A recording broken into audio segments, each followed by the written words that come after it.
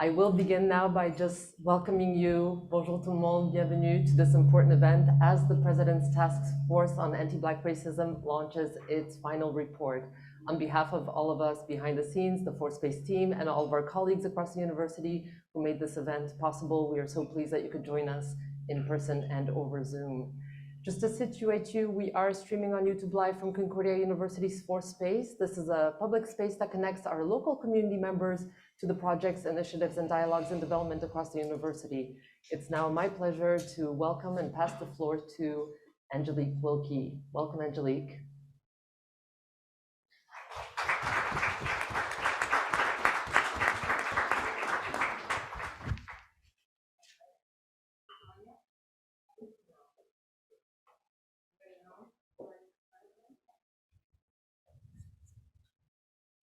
Apparently. Okay. Good Lord. My name is Angelique Wilkie, and I bid you all bonjour and good afternoon. I am an associate professor in Concordia's Department of Contemporary Dance. I also have the honor of serving Concordia as chair of the President's Task Force on Anti-Black Racism.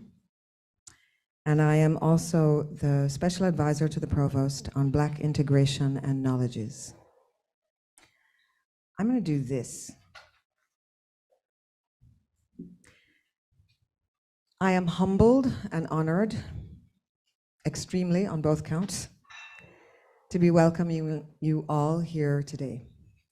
I want to thank the members of the task force, the members of the Black communities, and everyone else for joining, and most importantly, for bearing witness with us on this historic occasion. As Anna mentioned, we're also streaming today's proceedings to a larger online audience. And that audience includes former protesters and collaborators from 1969 who are joining us from Canada, the US, and the Caribbean. If there are any people in the audience the in-house audience, who prefer not to be filmed or photographed, it would be worthwhile for you to raise your hand so that we know and we can honor your request accordingly. So before we go any further, I just want to give people a chance to say, no, I don't want to be in the picture. Is there anybody who wants to do that? Last call. Okay, here goes. Don't change your mind later. So, cet événement, je le dirai en français aussi, cet événement est diffusé en continu à l'intention d'un public virtuel élargi. Et comme vous l'aurez sans doute remarqué, des représentants des médias sont parmi nous aujourd'hui. Si vous préférez ne pas apparaître dans les images, aucun problème. Levez simplement la main, maintenant. Il y a 5 secondes. Et on l'évitera de vous filmer et de vous photographier. Okay. I would like to begin today's proceedings by acknowledging that Concordia University is located on unceded Indigenous lands.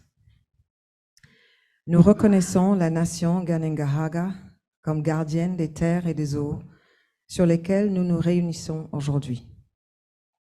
Tiohtià:ke, Montréal, est historiquement connu comme un lieu de rassemblement pour de nombreuses Premières Nations et aujourd'hui, une population autochtone diversifiée ainsi que d'autres peuples y résident. We respect the continued connections with the past, present, and future in our ongoing relationships with Indigenous and other peoples within the Montreal community.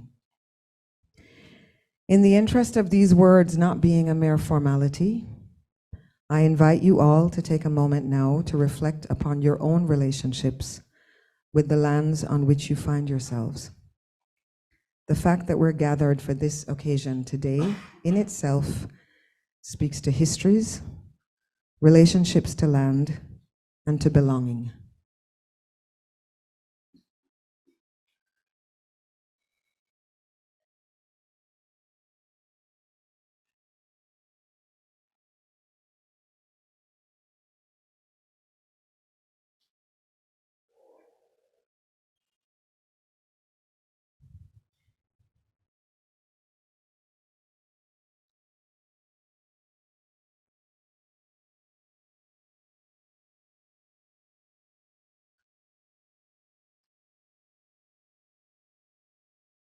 Merci. Over the course of the past 2 years, nothing short of 53 people have worked on this task force to deliver the report and the action plan that we're unveiling today.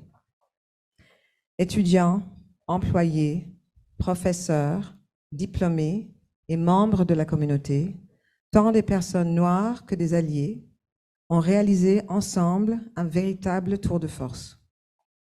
Animés d'un engagement inébranlable et convaincus de la nécessité de changer les choses pour aller de l'avant, ils ont déployé un effort collectif phénoménal.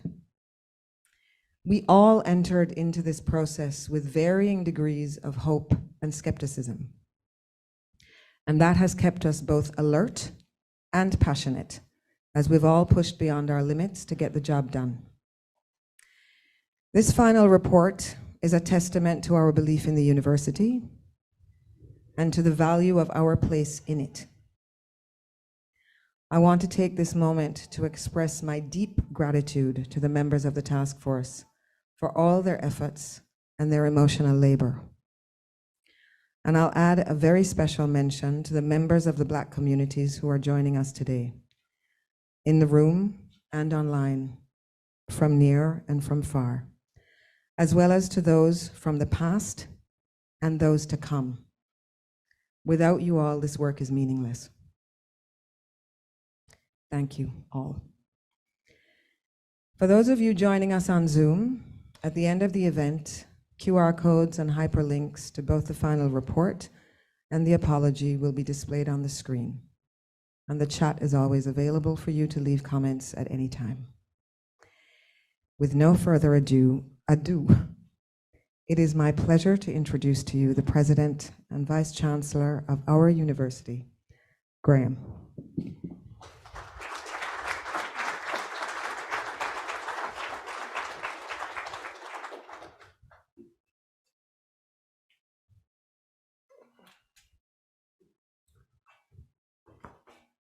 Merci, Angélique, and welcome, everyone. Bienvenue to this very important and historic occasion. And I want to begin by sincerely echoing Angélique's thanks to the members of the task force for all the hard work, the very thoughtful work that they've put in to the report and the recommendations. The work of the task force on anti-Black racism has led us to examine Concordia's history, as well as the relations of its founding institutions, Loyola College and Sir George Williams University, with Black communities. We are determined to look honestly at our past as an institution in order to build trust and move forward to a better future.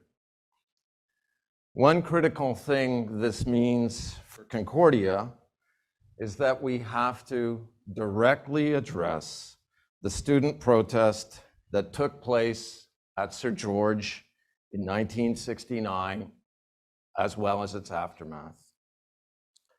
The protest was triggered by complaints of racial discrimination made by Black and Caribbean students against a university professor.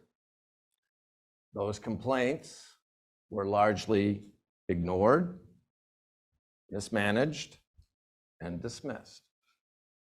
For months, the students pursued many channels to be heard, but they were met with inaction by the university and told that their complaints were not legitimate. After almost a year of the university refusing to address Black students' concerns about their experiences of racism on campus, a large group of students occupied the university's computer center and faculty lounge to bring attention to the issue. The protest brought the topic of institutional racism to the forefront of the university.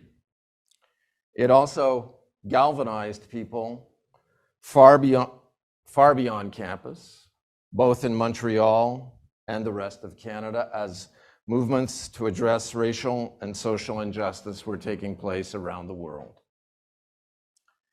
In response to the occupation of the Hall building, university leaders called the police. That decision led to the arrest, in some cases the violent arrest, of 97 students. Those arrests and the suppression of the protest had serious, lasting consequences for many individuals. These ranged from jail sentences to deportation, psychological trauma, physical injury, social alienation, loss of employment, and the disruption of academic degrees, even to the point of not finishing them. Sadly, the university's actions and inactions were a stark manifestation of institutional racism. The adverse effects of that behavior reverberated widely, not just in Black communities in Montreal, but also beyond, particularly in the Caribbean, where many of the Sir George students were from.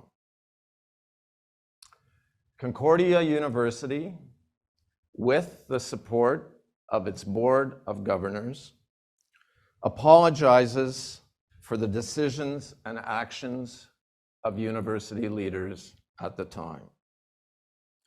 We also apologize for the harm that was caused to Black students at the university and for the negative impact felt by Black communities in Montreal and beyond. We recognize the deep and often dire consequences that the actions of the university had at the time, and how those consequences have continued to echo through the years. In addition, we deeply regret our silence in the decades since the protest.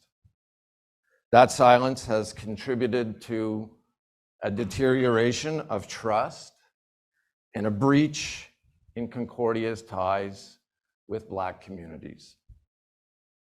It should not have taken more than 50 years to acknowledge the wrongs leading up to and in 1969.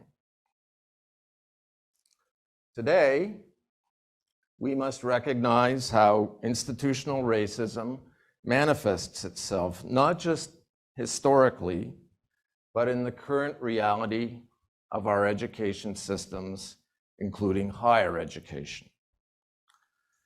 This also means taking stock of the lasting effect that systemic racism has on students and communities beyond the university. We must be committed to ensuring that institutional racism is confronted so that events such as those of 1969 are not repeated. For Concordia, reckoning with these events is a long, overdue, necessary step, but it is not an end in itself. Yes, this public apology reflects our need to question past ideologies and past acts. It also holds us accountable to do better and reflect our commitment to strive every day to be a community where everyone can feel that they belong, where everyone's experiences are considered legitimate, and where consequently we can all reach our full potential. Looking forward, the Task Force on Anti-Black Racism has recommended specific, meaningful actions that will guide us on this path. The task force has worked over the last 2 years to generate recommendations anchored in the lived experience of Black students, faculty, staff, and alumni. The measures it has put forward span most aspects of university life. They aim to improve our governance and policies, promote academic excellence, and a thriving campus community for Black students, and support Black faculty and staff. Equally, they aim to encourage Black knowledges and nurture mutually beneficial relationships with Black communities beyond the university. Now, we begin the hard work of delivering on these recommendations and strengthening our relationships with Black communities on campus and in Montreal. As you bear witness, we reach out to everyone at Concordia to be partners in building a more equitable and just community.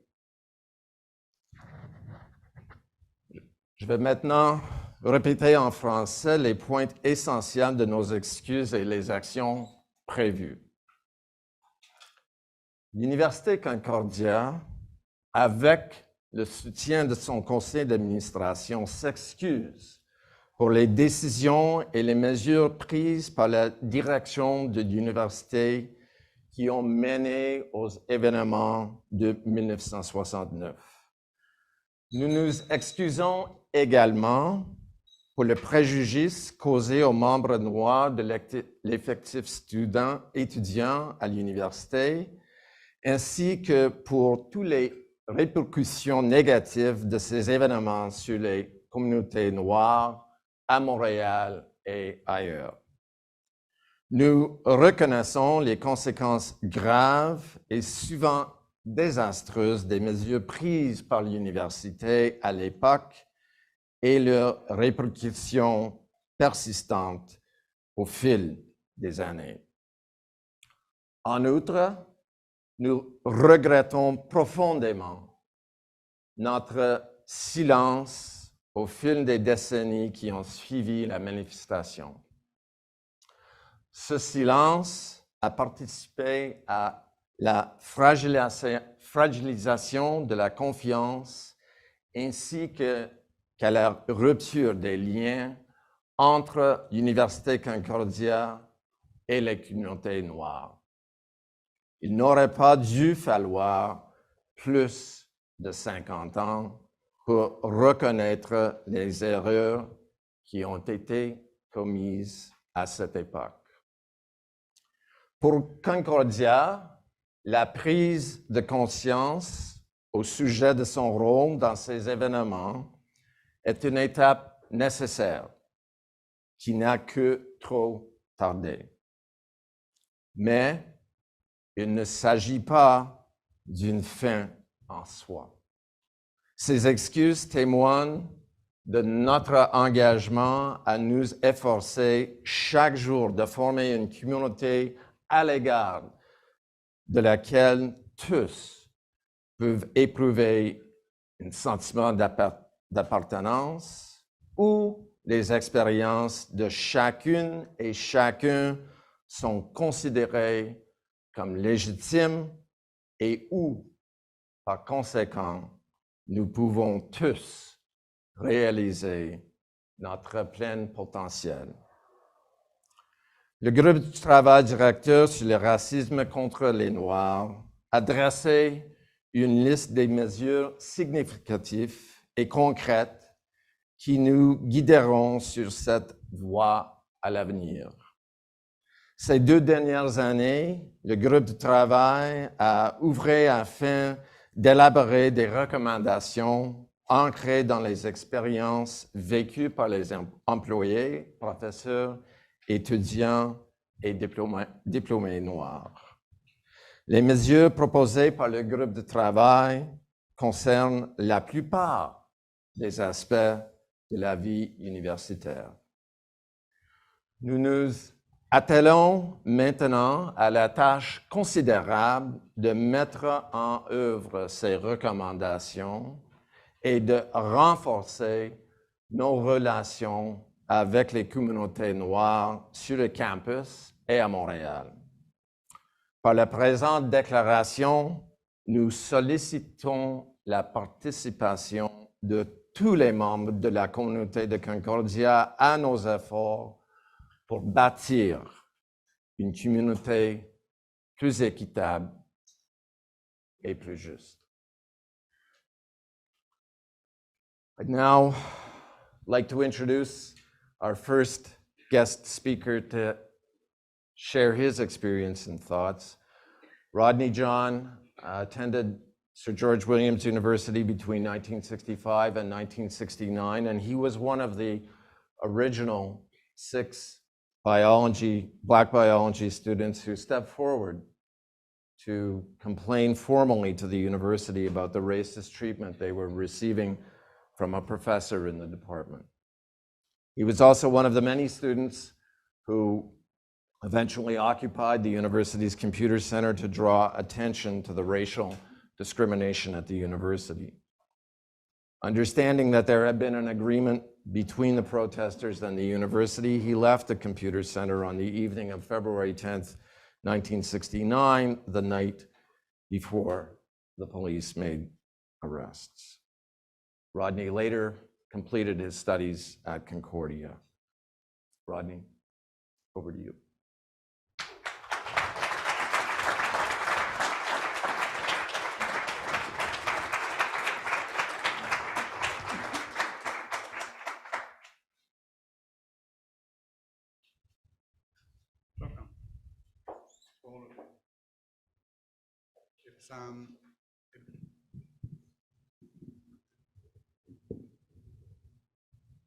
Over the years, I've spent a lot of time thinking and talking about this issue.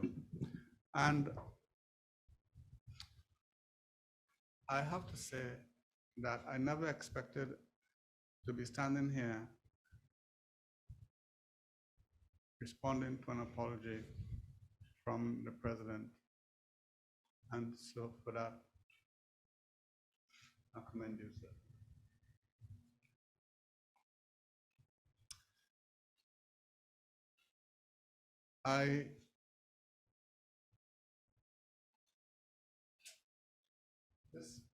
This picture sort of frames what I hope to achieve. And that is to add a little bit of color to the presentation.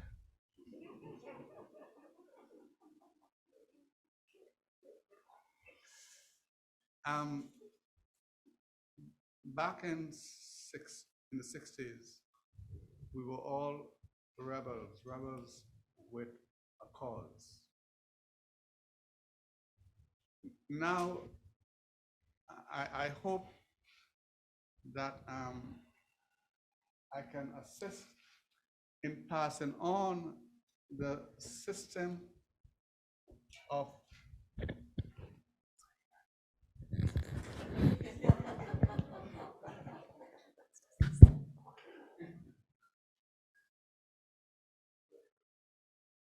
I was in the, oh.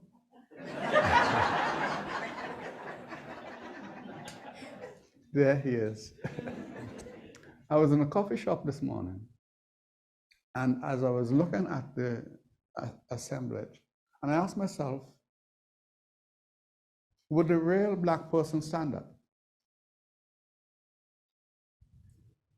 If you take a look in the audience, who is the real black person? Every time I attempt to codify this experience, I'm left with the distinction, white people and black people. It's nonsense. We all know it's nonsense, but we are caught in that there is no other paradigm in which we can talk about ourselves as human beings.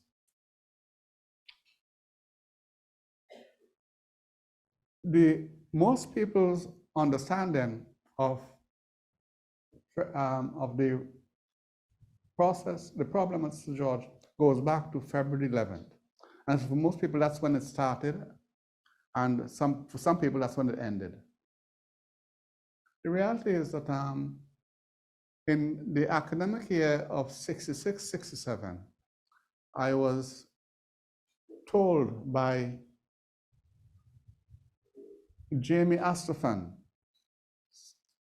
Some of you here might know who Jamie Astafan was. Apart from being a West Indian, he ended up being the physician who treated Ben Johnson. So Jamie was a year ahead of me. And he warned me about taking classes with Anderson because Anderson did not like West Indians. And we tried to figure out why Anderson did not like West Indians. And someone came up with the idea that he had had a girlfriend stolen from him by a West Indian, and that's why he didn't like West Indians. But when you look at Anderson, I thought that that was rather far-fetched. At any rate,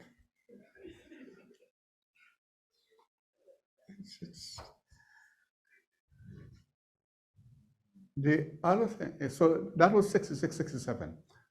The academic year of 67, 68, okay? There were, and again, it's always 6 students. We weren't 6 students. We're more like 12 or 13 students from the academic year of 67, 68. We got together and all of us in the class had some issue with Anderson's treatment of us. I told Angelique, you know, do I want to say something? I said, no, I talk too much. You know, like Cassius, who thinks too much, I talk too much. So stop me when I get to my place. Okay? Yeah, keep track, otherwise I'll be here until tomorrow.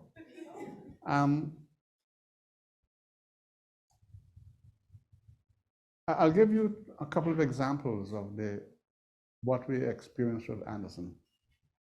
There was acts of omission and acts of commission. This was a classic. Terence Ballantyne, I spoke to Terence just a couple of days ago. And Terence had a lab partner. So Terence does his lab. He hands it in to Anderson. Anderson marks the lab and gives him 7 out of 10. His partner borrows his lab after it is returned. His partner copies Terence's lab. He even copied the few grammatical errors that Terence had made, thinking that Anderson was not bright enough to catch them. I'm not sure that was the reasoning, but he copied them nevertheless. He handed in the lab. Now, he also handed in the lab late. Instructive, because it plays in the narrative.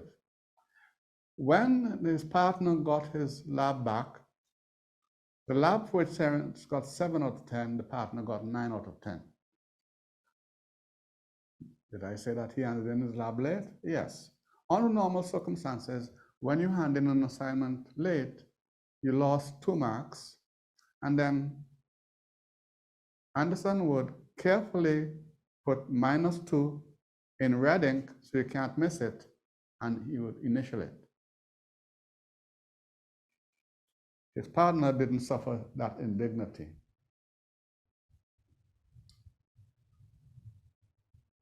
I had a car accident in November of 68. Terence was driving his Volkswagen and we ended up in a car accident. And I suffered from total amnesia. For those of you in the audience, please do not try total amnesia. It is not funny. I woke up because I was totally out, and I wondered where I was. It was November. It was cold. And I said, where am I? And Terence said, oh, what do you mean, where are you? I said, yeah, where am I? Where's this? And he says, oh, yeah, you're in Canada. I said, Canada, what's that? And then it took about 6 hours once I woke up for bits and pieces of my memory to come back. And then I discovered that I was at university and I had been looking studying, and I started to wonder, how am I going to, what if I don't remember any of this? Anyway, to cut a long story short, I suffered from post-traumatic experience and trauma there.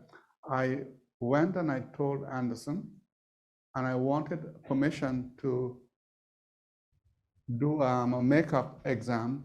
I was refused. I had a lab that I did over the holidays, and I passed it in. I handed it in on time. When the marks were prorated in the middle of the term, the lab that I handed in, I got 7 out of 10 for it. When the mark was up, under that particular lab, I got 50% instead of 70%. I went to the lab instructor and I told him, look, Anderson made a mistake here. You know, he's human after all. So he said, bring me the lab and I'll take it to Anderson. I brought my lab in, I gave it to him. He took it to Anderson, came back next time and told me, oh, Mr. Anderson said that you lost 2 marks because you handed in the lab late. In retrospect, the lab instructor himself was complicit, because the standard procedure was that the lab would have been marked up before, so it would be clear that the lab was late. When I say acts of omission or commission, is that, in a sense, it's not only that our work was judged inferior to that of white students, but that we were a priori judged not worthy of the marks that we had acquired, so you have to take stuff out of it. That was a situation in which we then had meetings with the chairman of the department, McLeod, fascinated man. We can talk about him some other time. Dean Flynn, Magnus Flynn. Somebody talked about Flynn here today. You all know what Flynn was like. The Dean of Science. There was Flynn's secretary. And along with all of us, we had this meeting somewhere in April or May of '68. Okay? And we had gone to all of these people with our issues, so each of them knew what to expect from the issues. So they convened this meeting on the Sunday in order to have the matter dealt with, and Anderson was invited. So picture this. It was in the hall building. I forget which building it was in. We meet on a Sunday. Room, 14 students, or 13, 14 students, and the rest of them. Amongst the questions that we raised was Anderson's difficulties managing the class. He was doing his PhD at the time in one area, I think it was in entomology, and this was a course in physiology, and he clearly was not up to the task. I mean, I can say that post.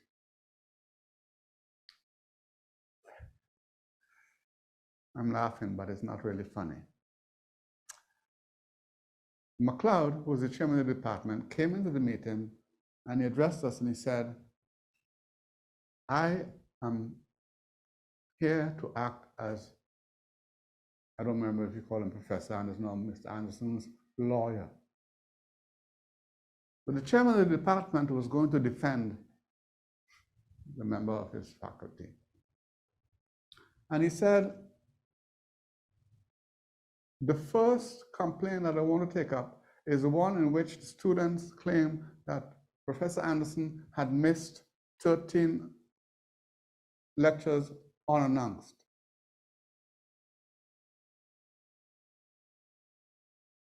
Too bad there weren't cell phone cameras in those days. He said, I have with me the notebooks of 2 white students. They had to be white students because all the black students were in the were there. And these notebooks will show that Professor Anderson did not miss any of these lectures. He called out 1 date, 2nd date, 3rd date. He was stopped by Douglas Mossop and Kennedy Frederick. I said, Dr. McLeod, the 3 dates you called are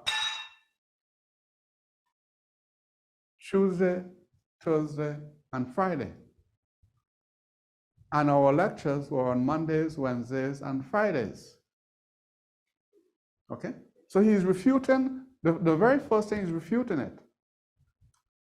When he was confronted with the fact that he had brought in doctored notebooks from 2 white students, he closed it and shut up. And the rest of the clungs decided, let us continue the show, because that is not sufficient to tell us that this is really a farce. So we spent 2 hours there. At the end of that period of time, they wanted to know who was going to be in town. You see, we were 3rd and 4th year students, so the 4th year students would be gone by May. And I still have 2 minutes? Okay, I got 2 minutes. That's all I need.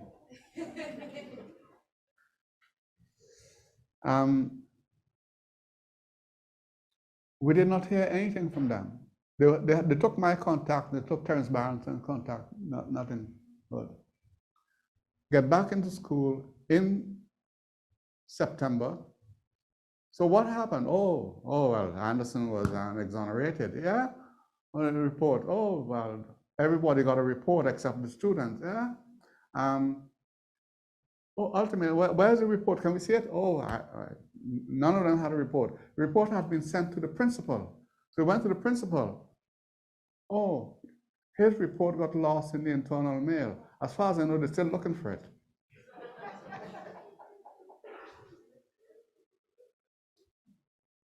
And that was the frame that led to this nonsense that they attempted to deny for however. From September of that year, I was in my 4th year at that time, and I did not go to classes. That year was lost. I have to, before I get shut off by the boss, very competent black woman.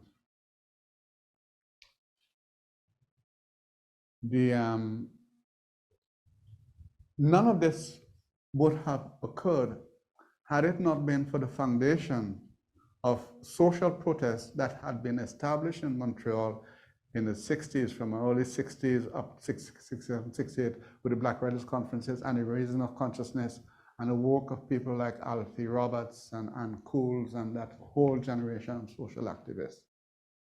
It would not have occurred. Because what we felt was the weight of the injustice. We were identified in the news media as black students who could not make the grade, and as such, that was the reason why. I grew up in St. Vincent, and as a student in St. Vincent, first of all, it's only when I came to Canada that I realized that I was either colored at one point, and Negro the other point, and then black at the other point, and an African. I mean, I wish they would decide what they're going to call me. I was accustomed to either being at the top of my class throughout my school career or close to the top or the top. I come to Canada And I have no difficulty with that expectation. Came into Sir George, and I was sat in a class in which some students wanted to know whether or not I lived in a tree house. And I say, if this is the level of Canadian education, then there's no contest. First year chemistry, there were about 500 students in the chemistry class. There were 2 students who, in the final exam, IBM, for all you can guess, who got 100%. Ronald Ambrose from St. Vincent, and this chap by the name of Rodden John, both 100. So when I was in class, I expected to do well, find out from Anderson that incapable. What this had left me with is this. Eventually, after all of this, because I lost that year, I was allowed, and the reason why I did not was not there that night is that I had the misfortune of having a son born February 3rd. Promised his mother. She came out of the hospital on February 6th, and so it was my responsibility to go there, do the night shift, because I spent all my days at Sir George talking to students. And one of the famous refrain was, prove to me that Anderson is discriminated and I will support you. I said, what I want to do is for us as students to be able to bring a case before the administration and be heard. Your rights as a student, but they couldn't get past the fact that this was a black person wanting to be seen as a student. I ended up, this is for me the issue. I ended up with 5 university degrees, 1 PhD, 2 masters, and 2 bachelors. But today, I feel unfulfilled. I did not do at university what I wanted to do. My life was directed by the arbitrary judgment of a white man. And these arbitrary judgments of white people on people of color still occurs to this day. And it is up to people of color and all people who are disadvantaged to say enough. We are not going to accept the definition of who we are. Because ultimately, that once the criteria is that you have to be white to reach the apex, Michael Jackson tried and he didn't manage. It's not going to happen.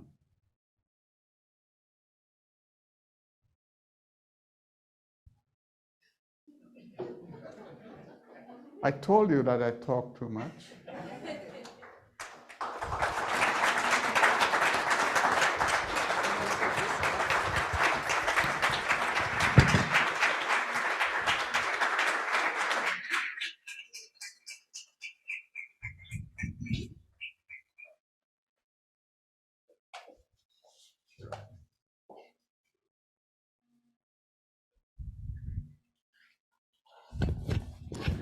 I'm going to call you Rodney and just say thank you. Our second guest speaker, Lynn Murray, was born and raised in Montreal and was pursuing a Bachelor of Arts degree at Sir George Williams University in 1969. She too became concerned with how the university was under-responding to complaints about systemic racism against Black students, and joined the sit-in at the university's 9th floor computer center in Solidarity for Social Justice. She was arrested by police along with 96 other students on the morning of the 11th of February 1969 and experienced police violence. She was held in a Montreal jail for several weeks, after which she was bailed out by her parents. After prolonged trials, she eventually accepted a plea deal and paid a fine for her involvement in the protest. She completed her degree, unfortunately, at another institution. Lynn?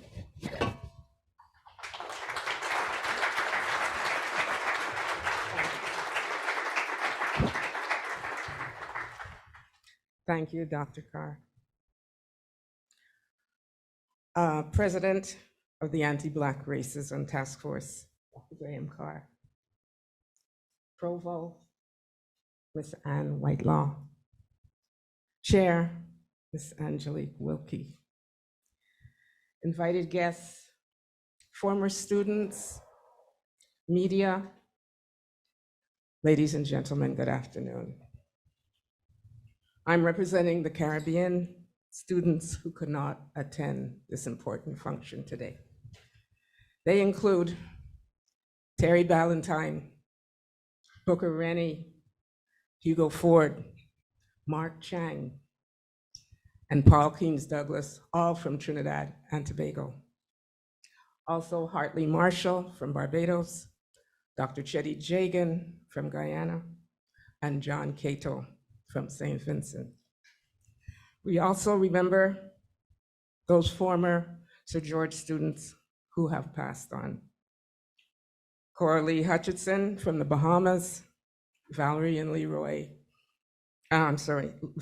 Teddy Belgrave from Trinidad and Tobago, Leroy Butcher from St. Lucia, Kelvin Robinson from Trinidad, Keith Burns from Guyana, Douglas Mossop from Jamaica, Errol Thomas from St. Vincent, Alan Brown from Jamaica, and Roosevelt Douglas from Dominica. There are many others that I failed to mention today, but they will not be forgotten. And may they continue to rest in eternal peace. After 6 weeks of protesting and meeting with the university admin, the students took over the computer center in a peaceful protest. During the first week of February 1969, Sir George Williams, university admin, finally agreed to the students' demands to end racism in the university. The majority of the 400 plus students who protested and occupied the 9th floor, they left and went home because an agreement had been reached. But a few remained to clean up the center and also monitor the computers, which the students had maintained during that whole occupancy. At that time, computers were relatively new and were not the compact and desktop that we have now. These were large mainframes that took up most of a room, and we always had to maintain a certain temperature for them to be effective. So February the 11th, 1969 was a dark day in the history of Montreal. 97 students were arrested and 42 were Black. Many students, including myself, were beaten and tortured by the Montreal police. Students were forced to lay down on broken glass on the floor and were beaten with clubs. There are photos in the media of a lot of students being led to the police paddy wagons or vans, and they were bleeding and bruised with cuts. In fact, one of the students from Bahamas, she suffered a brain aneurysm and she died shortly after, and her parents believe it was because of the actual beating that she received that day. We suffered humiliation and shame, the indignity and painful scorn of family and friends. We were incarcerated and branded as criminals, taken to court in police vans, in handcuffs, like criminals. And why? Because we protested against the racist actions of Professor Perry Anderson, who directed all his racist attacks at only Black students. In addition to this was the deliberate misrepresentation and indifference of the university administration.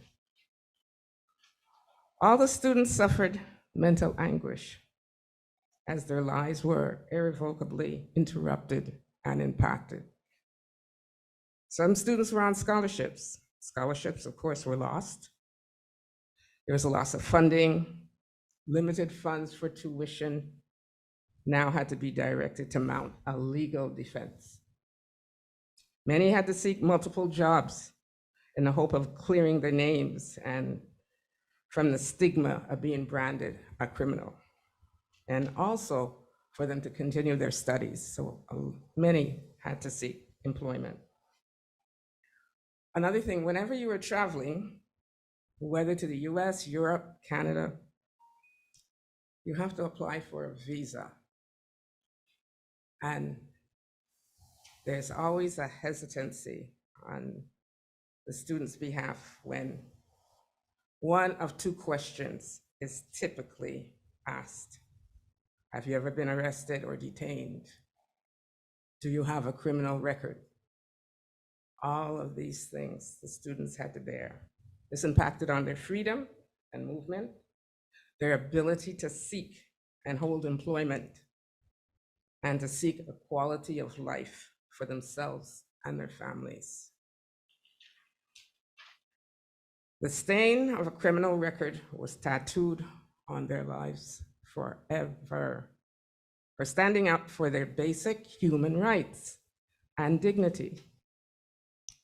Thank God the majority of their students successfully graduated from other educational institutions and later became pillars and stalwarts within their own communities and countries.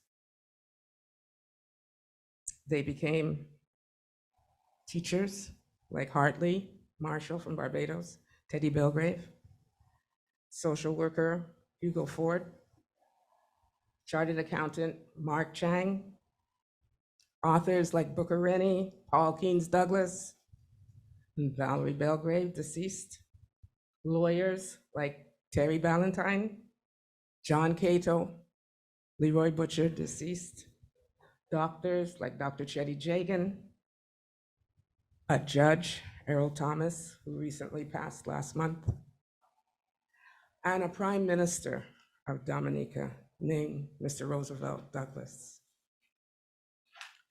In closing, I would like to thank and recognize all of the allies who were with us arm in arm and throughout this ordeal.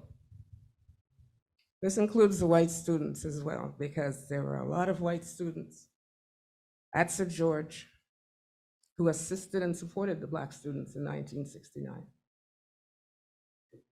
Many were arrested with us, and their valuable support was greatly appreciated in our efforts to achieve justice.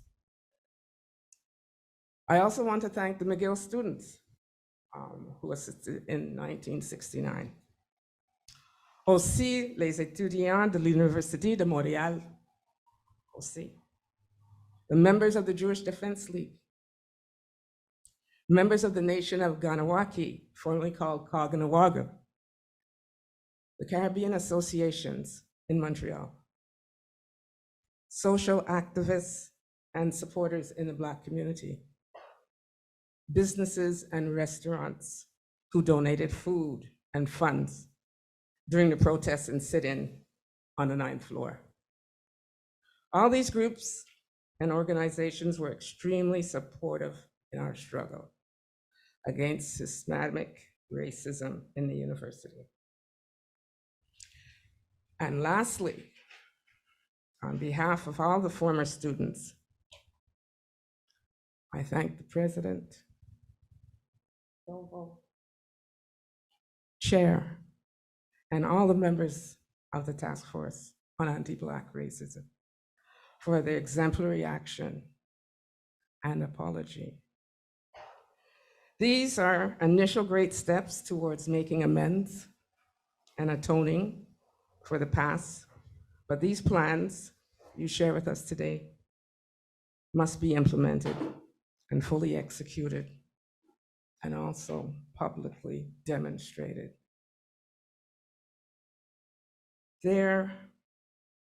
These hallowed halls are here to promote higher learning in an environment devoid of prejudice, intolerance, etc. There should always be recourse for everyone within the university environment, including students and tenured professors, wherever actions and behaviors go out of bounds of basic dignities and respect. Ladies and gentlemen, I thank you.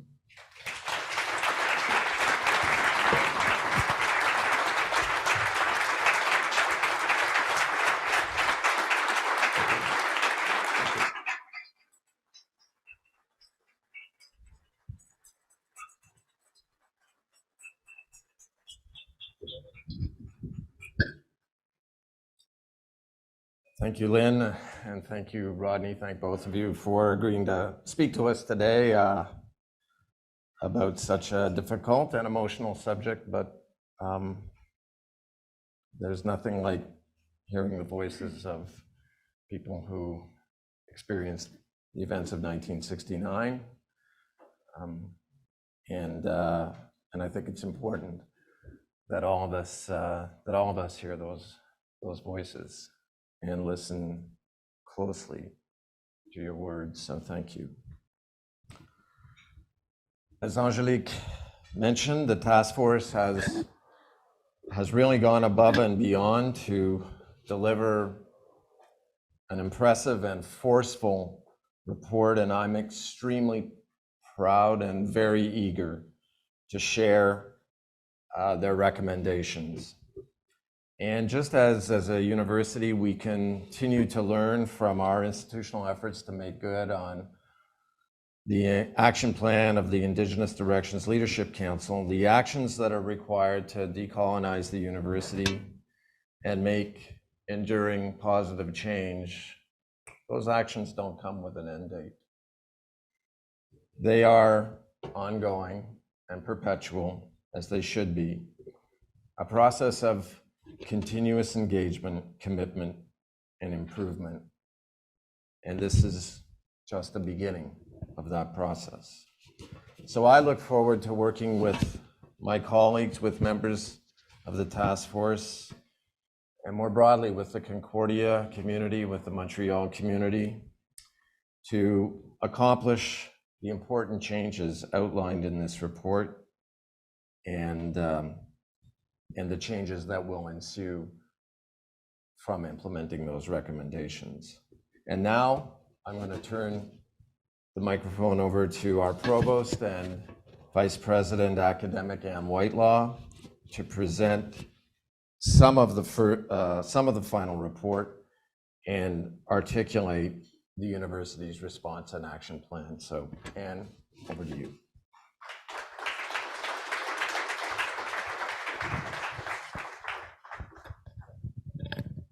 Thank you, Graham, and thank you, Rodney and Lynn, for your very powerful words and for reminding us of why we're here.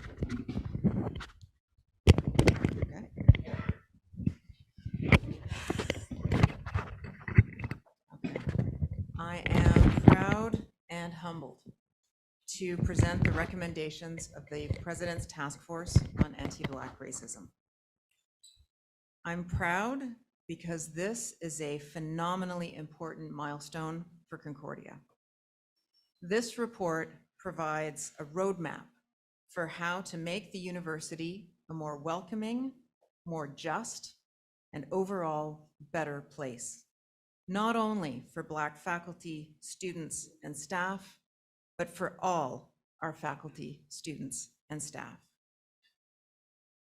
I'm also humbled by the amount of work, thinking work, research work, consultation work, but most of all, emotional work that went into producing this report. On behalf of all Concordians, I am deeply grateful to the members of the task force for your time, your energy, and your dedication. Thank you so very, very much.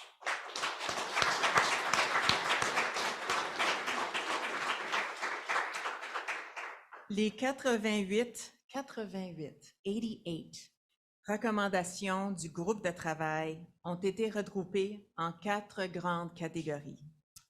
Favoriser l'épanouissement des personnes noires, Black Flourishing, soutenir les savoirs des communautés noires, Black Knowledges, encourager la mutualité, Encouraging Mutuality, et induire le changement à l'échelle institutionnelle, Driving Institutional Change. Comme vous allez l'entendre, certaines des mesures recommandées sont déjà en cours de réalisation ou seront mises en œuvre sous peu. D'autres nécessitent du temps, une coordination entre les unités et des fonds supplémentaires. Mais que les choses soient claires, let me be clear. L'université compte réaliser toutes les mesures incluses dans le rapport. The university will implement all the recommendations included in the report.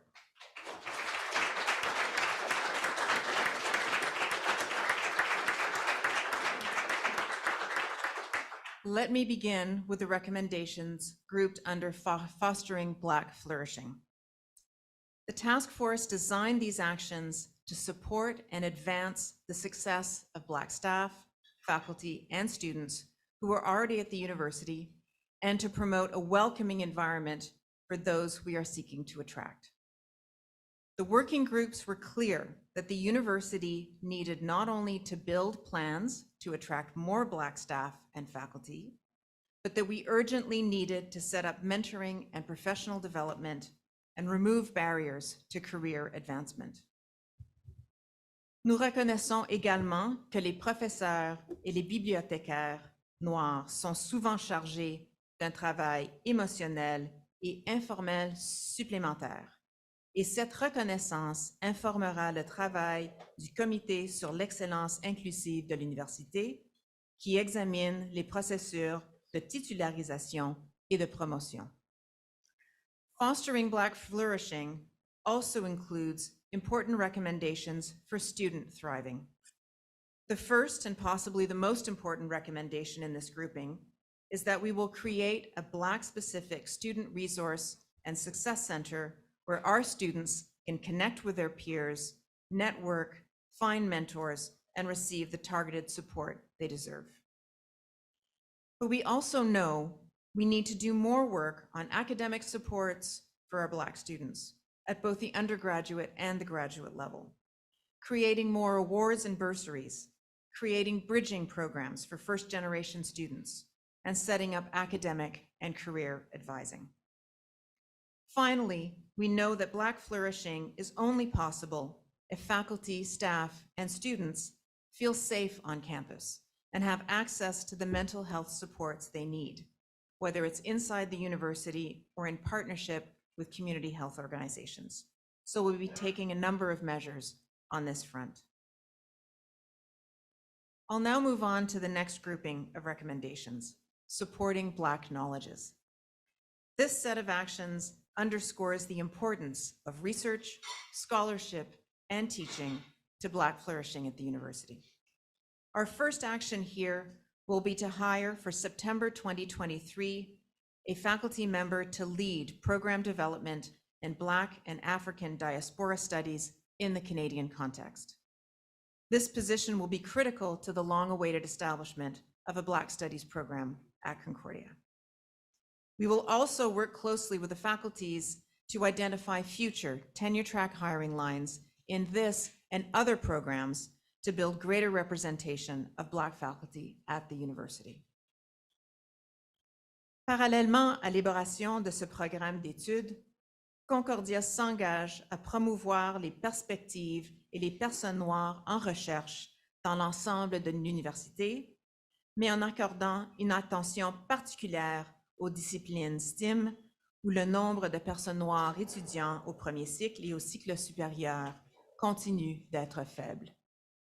We also want to create more opportunities for Black graduate students and researchers to find their place at the university and to build cutting-edge research programs across the disciplines.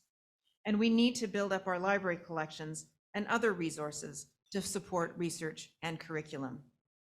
In that vein, je tiens à féliciter le personnel de la bibliothèque pour le travail qu'il a déjà accompli en compilant des listes de références en études des Noirs et en accueillant les archives de nombreuses organisations et personnes noires importantes de Montréal. The actions listed under our third grouping of recommendations, encouraging mutuality, draw from the Scarborough Charter on anti-Black racism and Black inclusion, and they reinforced just how important it is that we collaborate across sectors if we are to implement these task force recommendations successfully. So internally, that means we continue the position of a special advisor to the Provost on Black integration and knowledges, which Angélique has been handling admirably.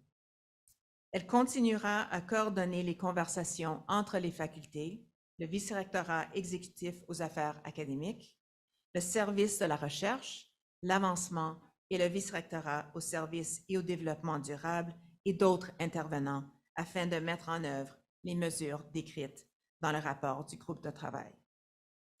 Il s'agit également d'assurer la liaison entre ces unités et les membres du corps professoral, du personnel et de l'effectif étudiant dont l'expérience à Concordia est le plus touchée par ces recommandations.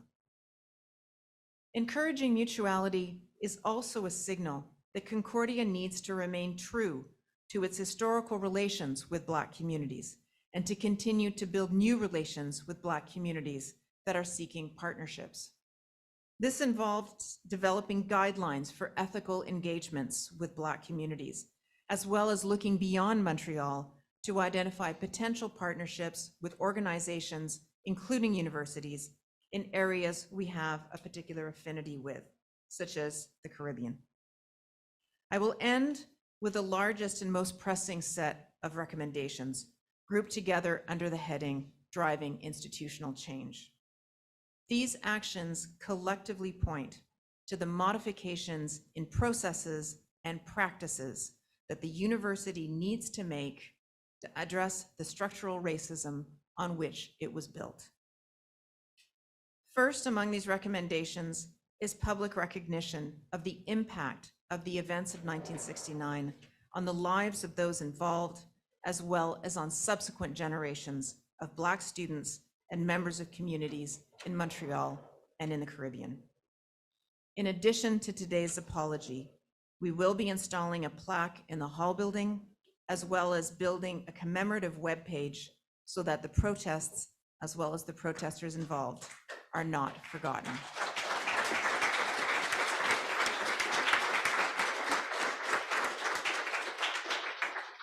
We will also rename the D.B. Clark Theater. For the time being, it will be known as the Concordia Theater, while we undertake the larger project of renaming major spaces at Concordia in consideration of our historical relationships with both Black and Indigenous communities. This will be done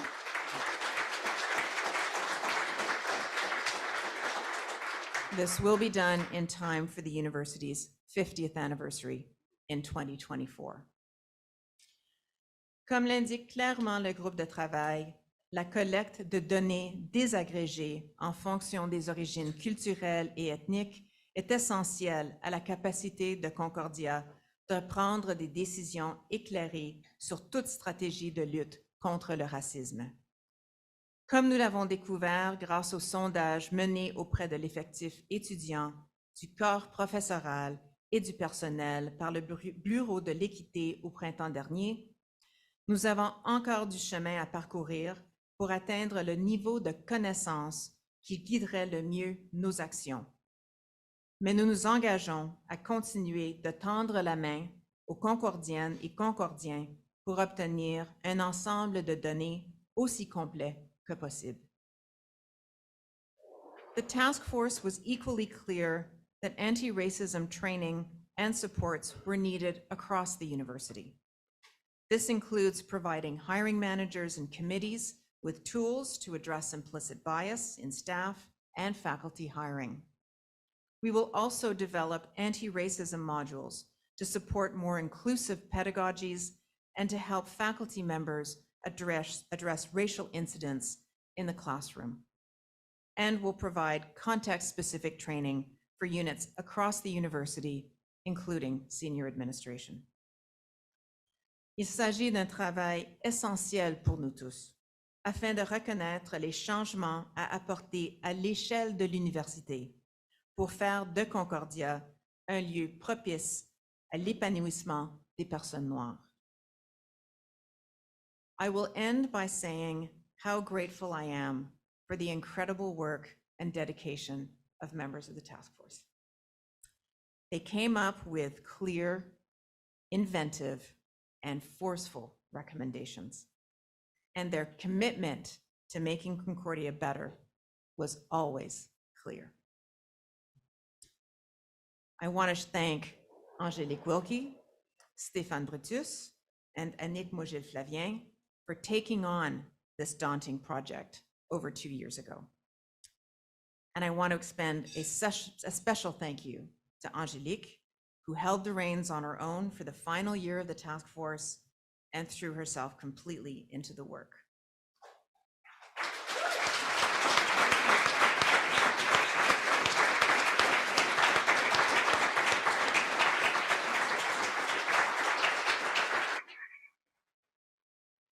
I did have one more sentence.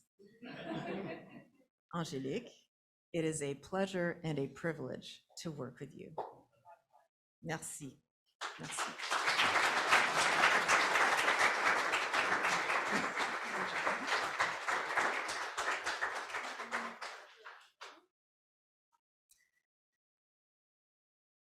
Thank you, Anne. Thank you, Graham. Thank you, Lynn. Thank you, Rodney. I'm a little bit smaller. How to close? I want to thank the president and the provost for their commitment and their support throughout this entire process, really over the past 2 years, and crucially for the next steps. I also want to acknowledge the work and perhaps presence, yes, of the amazing artist and Concordia student. I'm going to make myself smaller.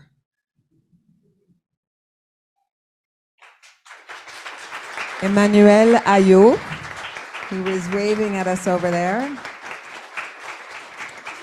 and whose incredible work, the painting is called Akoko, which means time in Yoruba, and it graces the cover page of our final report. Emmanuel, thank you.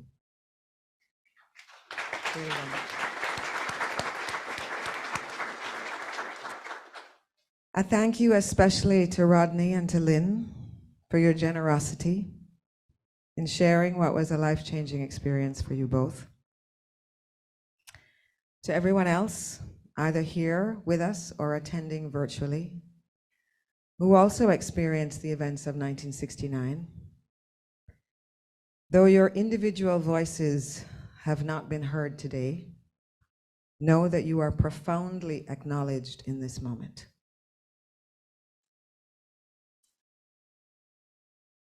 Je suis extrêmement fière du résultat de notre enquête des 2 dernières années.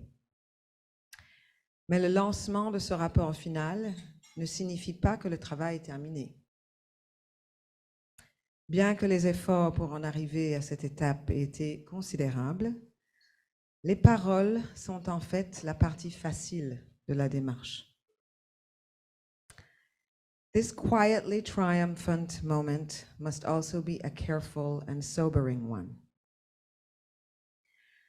As we were preparing for this event, Rodney shared with me that our conversations made him feel sad. Sad about the uselessly disrupted lives in 1969 and beyond. Sad that we can be defined by the color of our skin, something none of us can control. Sad that this work is still necessary. La mise en œuvre de ces recommandations sera une tâche et un devoir à long terme. Elle implique un engagement en matière de transparence et de responsabilité. The report's recommendations will change us and our university, and the path will sometimes be unpredictable, fraught with frustrations, perhaps even forgotten. Fulfilling them will require an investment of resources, both financial and human.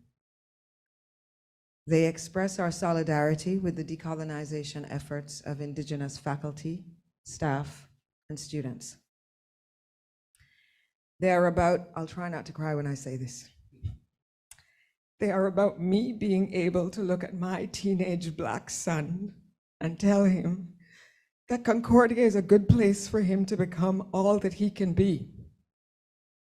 It's a place where he will be treated fairly, where his voice will be heard and valued, where he can dream big, play hard, and laugh loud.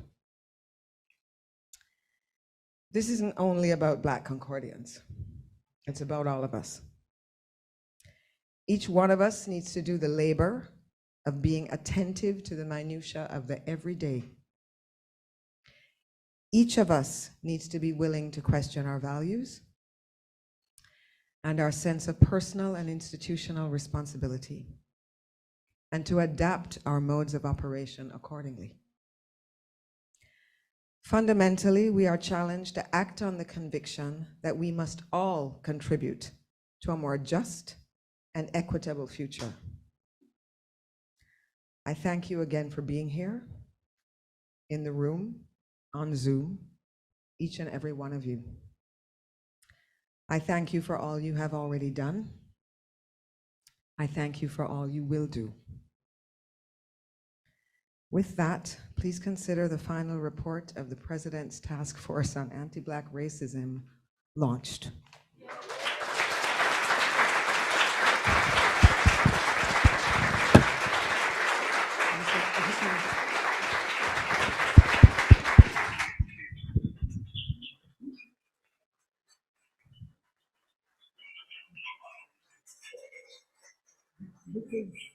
This is a little token on behalf of the task force members for your stellar and excellent work with us during holding the task force together over the last 2 years, and for just standing tall and majestic like a beautiful tree in the middle of the forest. Thank you.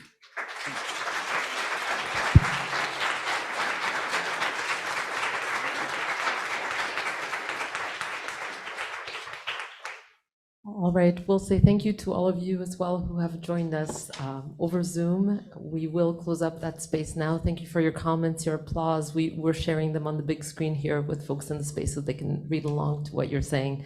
So thanks everyone once again for joining us. I'm reminding you that you can revisit these speeches in this event, and we've put some links in the chat for you to consider. Okay, until next time. Thanks everyone.